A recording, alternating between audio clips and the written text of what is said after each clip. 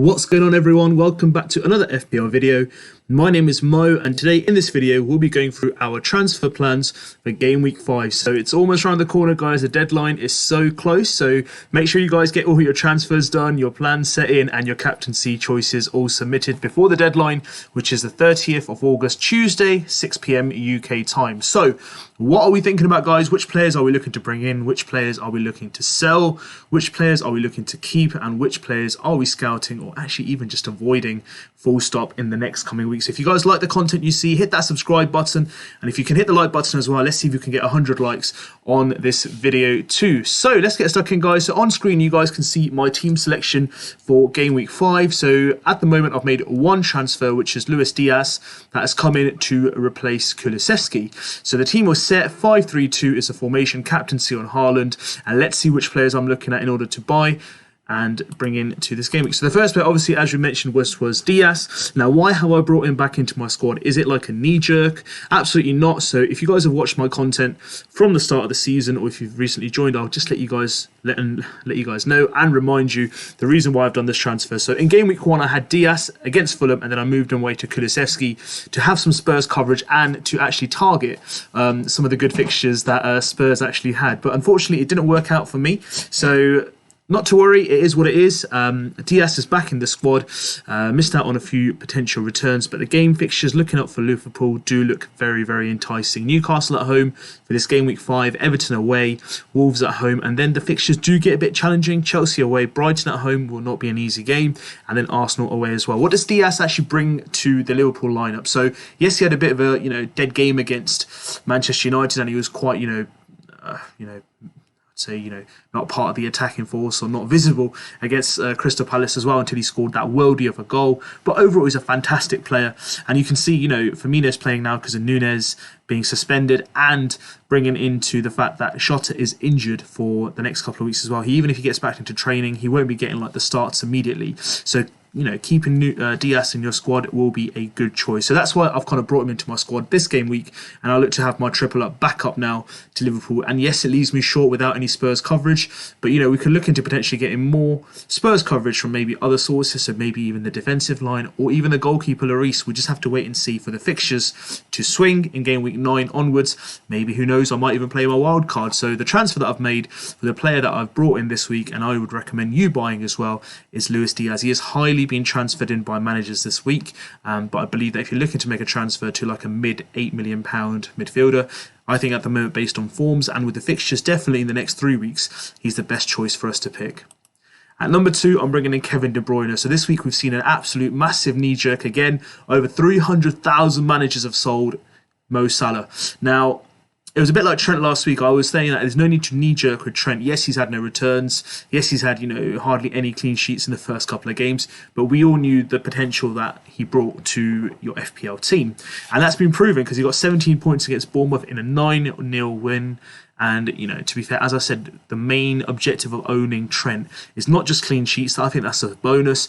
At 7.5, we're treating him as a midfielder. So if we can get us some returns, absolutely fantastic. And that's what he's done. But if you're looking to move away from Mo Salah, firstly, I would recommend please don't. Just be patient. He is an FPL GOAT for a reason. He's done well over the last couple of seasons since he's been back in the Premier League. They've had a tough start. Things will get better. But if you're looking to move away from the Mo Salah kind of bandwagon and you want to make a new team or just kind of just make that odd transfer to free up some funds, I think the best replacement for me, because Son is blanking at the moment in the midfield as well, is Kevin De Bruyne. Fixtures look absolutely great. Either than, I would say, Cancelo and Edison, and Haaland, obviously, he'll be rotated as well. This guy is the most nailed on, other than at least the 2 defensive players I've mentioned, in terms of Cancelo and Edison, in terms of minutes. And I think he's phenomenal. He's had a good start to the season, and those fixtures do look very, very, enticing to bring him in. Nottingham Forest at home, Aston Villa away. Tottenham at home is going to be a tough game because they usually give him a good game at the Etihad, like Crystal Palace did this weekend. It's kind of like a bogey team. And then they've got Wolverhampton away, Manchester United at home, which will be, again, a wonderful game if United can actually turn up again like they played against Liverpool, and then Southampton at home. So again, a great option for you to consider.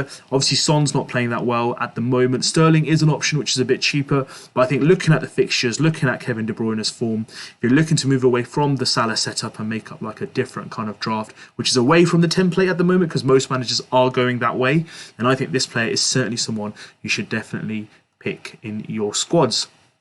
Now, in terms of selling, there are a few players that I've identified, but I'll go through the 2 players that I think if you do have in your squads, they're worth considering moving out. Now, Mount is a difficult one. Southampton away is a good fixture to target, but he just hasn't got going so far this season. And Saka, he's been disappointed, but actually has got you a few returns. Now, Mount can be considered a bit unlucky because Gallagher got sent off in the game on the weekend against Leicester. But I just think, it's just been disappointing so far. With Sterling coming in, he looks more of a threat for the goal. But saying that now, I've probably just jinxed it and he's probably going to get a good return this game week.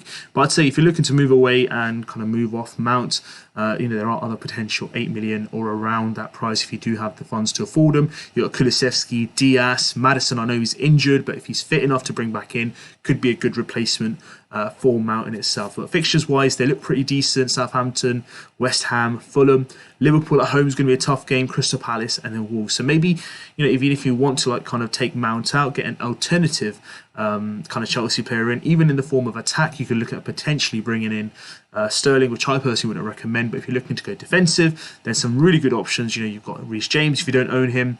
You've also got Cucurella, who's getting regular minutes, and Koulibaly should be coming back from suspension as well very soon. So there's a lot of players that you can target from the Chelsea team if you're looking to get the Chelsea cover. But at the moment, I'm just not seeing what I wanted to see or what I expected to see from a player of Mason Mount's ability. The next player I would say is based on the fact that I'm not too sure about when he's going to return is Wilfried Zaha. So I think, managers at the moment have kind of set up their teams, and one of the most popular questions I've had this week was around Wilfried Zaha. Injury update, when's he back? Palace actually didn't look too bad without him. They went 2-0 up at their Crystal Palace game away at Man City at the Etihad this weekend. Palace had a game plan which they needed to do. That isn't going to happen every week, guys. This guy is the focal point of them.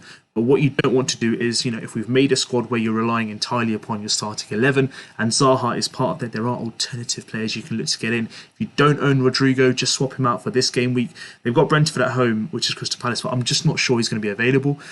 If you haven't got Martinelli, Marseille might be a good option. So there are alternative players you can look at to bring into your squad to kind of strengthen it. And if you do have the additional funds, get Gundogan, and if you can get another Man City player into your squad. So this is the only reason I'm saying that I would recommend selling Zaha, is that if he's in your squad and he's taken up such a big part of your budget, it might be worthwhile, because we're not aware of his injury status, and it's one of the most common questions in the FPL community so far since the weekend is when is his return, what's the update. I personally would, if I had the free transfer to do just for this game week, I would take out Zaha and bring an alternative player to make sure I have a strength enough squad who I know will definitely be starting in a rotating game week, because it will play a massive part in your rank and overall score. They do have some really good fixtures. After that, Newcastle away, Manchester United at home will be a good game for them.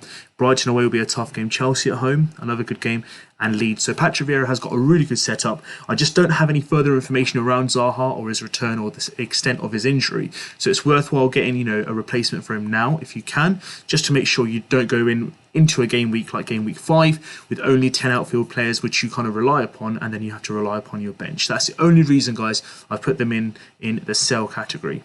Now we move on to the keep category, and Salah pops up. So I've mentioned, over 300,000 managers have sold Salah. I generally don't believe why there is such a knee-jerk reaction around that. But, for me, I personally would keep him. Don't move away from him. The fixtures we've discussed already for Diaz in terms of Liverpool, absolutely great. But, Salah is a GOAT for a reason. He got chances. He just didn't, convert them on the weekend. That's enough for me to, keep content that he will come good. He scores goals sometimes when you don't expect him to score, so it kind of levels up, I guess. And the fixtures, again, they are looking really good for Liverpool, and I think, it's only a matter of time before he comes good. And I'd rather captain him this game week than Haaland, because I know he's nailed on to get at least 80 to 85 minutes, whereas Haaland could start, but then be subbed off around the 50 to 65th minute. or vice versa, be brought on after 60 minutes to get a bit of a run around against Nottingham Forest. So for me, I'd rather put it on the player who's going to play more minutes. And, even after going 9-0 up, he didn't get subbed off, Salah. So this shows me that this guy is going to play most weeks. And I guess he's probably disappointed and wants to prove a point this week against Newcastle that he is one of the greatest players of the Premier League modern era for a reason. And he will come back with a bang. So that's why, guys, I would say, personally, don't sell him. If you've got him in your squad, be patient and keep him in your squad. Talking of patience, here comes Trent. So keep him, guys. Like, it's really difficult to see, managers get rid of him last week, and I'm still seeing managers transfer him out this week as well. I'm not entirely sure what the plan is or what the thought process is, but if you do have him in your squad, he's got 17 points, guys. Keep him in your squad. He's a player that will get you returns. He will go big. This is like the kind of overall package of a player like Trent, Robertson, Reece James, Cancelo. These players obviously will blank in game weeks, guys, and they take a big part of our budget, so we have to remain patient. But when they go big, we have to be there. We have to have been patient with them to take, the good parts of them as well. We can't just be there to take the 1 or 2 points, keep moving around and then kind of missing the opportunity to get big points. Good fixtures on the line. I think the returns will be coming back in. Nunez will be back soon with the kind of presence and his heading ability. And, we all know how good Trent is at crossing and his set pieces ability from corners and free kicks as well. So if you have him in your squad, if you're looking to get rid of him, and if you watch this video, and if I can convince you in any form or way to keep him, guys, along with Mo Salah. Talking of Liverpool, now we're going to go on to I've since I've talked about Liverpool all this game week, but again, this is the reason why, guys, is because it's the most common talked about players in this week because of their huge win of 9-0. So players for me to avoid, I personally would say avoid Firmino. Yeah, there's Nunez coming back, Shota will be back soon as well, but he's had his great game, brilliant. But he does have, long periods of where he doesn't get any returns. That's probably due to the fact that he doesn't start as frequently as many other strikers would do.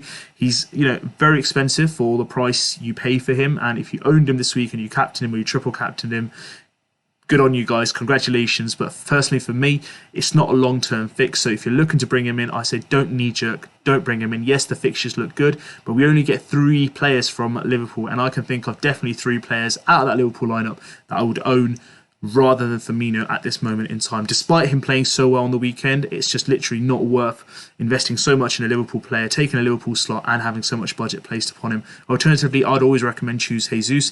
Ivan Toney is a better option. There are better players on this game at the moment. Yes, he got a great game week, brilliant, but I wouldn't jump on the bandwagon and knee-jerk and bring him in. So for me, if I had to rate 3 players or pick 3 players better than Firmino, obviously it will be Salah, followed by Diaz, Trent, Robertson. I'd even say Van Dijk for sure. There are better players out there that I think can be pitched. So for me, if you're looking to bring Firmino in and you're close to and you just can't make your mind up, if you see this video, please, guys, a huge recommendation from me, please do not make that transfer. And then obviously Rashford as well from Manchester United. So again, United won on the weekend, their first back-to-back victory since February, which is absolutely surprising. Yes, he played well against Liverpool, and there's a lot of talk in the community because of his price at being around 6 to 6.5 million. He is definitely worth looking into. But in terms of fixtures, guys, even here they do look difficult and they get more difficult as we go along. I still want to see a bit more from Manchester United. I'm not truly convinced by them being a good asset for return for the FPL game itself. Leicester away, Leicester have been dreadful, but Manchester United haven't been that brilliant themselves either. So it'll be an interesting game to see that. Their defence could be targeted. Arsenal at home is going to be a tough game. Crystal Palace away, I don't even want to talk about that kind of game. I think I'm fearing that game quite a lot. Leeds, the way they're playing, is playing extremely well. So again, they're going to be tested there. Man City away, I dread that day. I really hope that we turn up and give a good performance. Winning or losing is not a problem whatsoever. Then Everton away. So again, there's a mixture of fixtures there, guys. Personally, I do want to avoid having any Manchester United assets for the time being. And even after these games, they get even more difficult in terms of fixtures. And then if you look at it, you saw after the international kind of World Cup break, around the New Year's period is where the fixtures get better. Maybe we'll have a better idea of how United are setting up, who's getting the most minutes and who's worthwhile bringing in. So don't knee-jerk, guys. Don't just jump from player to player because you feel that they've done well in one game week. They'll do well in the game weeks coming forward. Let's look at a bit more sample, fixture trend, and how kind of regularly the player is getting the minutes as well. So for me, I think at the moment, any Manchester United player, definitely Rashford, is an avoid. So we'll go back to the team itself. Those are the players, guys, that I've kind of identified in order for you to buy, sell, keep, avoid. And in terms of scouting as well, there's some players you can really scout into over the next couple of game weeks. I'm still looking at Rodrigo, who looks a brilliant asset. Maybe even Kieran Trippier after the Liverpool game. You've got players like, coming into the forward line. Tony's got good fixtures. That's the kind of players that I'm looking at the moment who can really add some value. I want to look at Casemiro as well for Manchester United. How forward does he play? What kind of impact he will have? Bruno Fernandes, yes, he's worth 10 million. It could kind of change the whole setup of my team. How well does he do? Will Raheem Sterling hit some kind of form? There's a lot of players that we can scout as well. So that's my scouting network looking into the next couple of games, which will be coming thick and fast, guys. So that's the video for today, guys. I hope you enjoyed it. Give us a thumbs up, like if you liked it. Let's see if we can hit 100 likes on this video for the first time.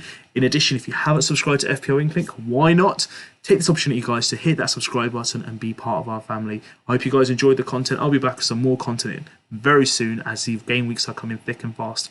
Hit the notification icon and continue to watch the content. Best of luck, guys. I hope my video helped, and I'll see you guys soon.